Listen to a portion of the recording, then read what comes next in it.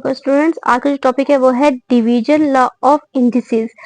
कि इंडिसेस का division law क्या है कि to divide two expressions with the same base and different exponents, keep the base the same and subtract the exponents. के जब हमारे पास दो बेसिस गिवन हो और दोनों बेसिस सेम हो लेकिन वो डिवाइडेड फॉर्म में पड़ी हो, ठीक है, तो उन दोनों बेसिस को हमने सेम करके जो एक्सपोनेंट्स हैं इनको हम लोगों ने सब्ट्रैक्ट कर देना है। ठीक है, जैसे कि हमारे पास लेट्स सपोज एक पावर है 2 की 2 एंड नीचे हमारे पास डिवीजन में पड़ा हुआ है 2 की पावर 3।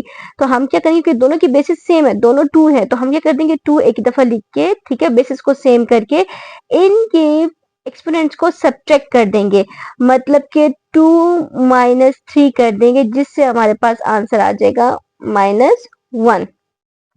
ठीक है, हमारे पास यहाँ पे ये बात सिंपल सी की गई है कि जब दो एक्सप्रेशंस डिवाइड हो रहे हो तो दोनों की बेसिस को सेम करके एक्सपोनेंट्स को सब्ट्रैक्ट करते हैं। सिंपल सी बात है कि जब भी हमारे पास डिवीजन में कोई वैल्यू पड़ी होती है उसको जब हम लोग ऊपर मल्टीपल में लेके जाते हैं तो वो नेगेटिव हो जाती है।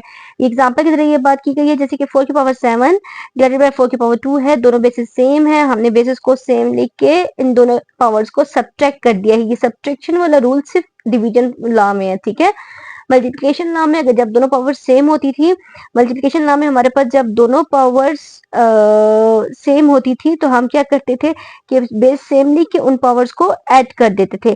सिर्फ डिवीजन लॉ में यह है कि बेस को एक दफा लिख के और दोनों पावर्स को सब्ट्रैक्ट कर देते हैं। 7 में से 2 जाएगा तो यहाँ पे आ जाएगी 4 की वैल्यू 5। ठीक है।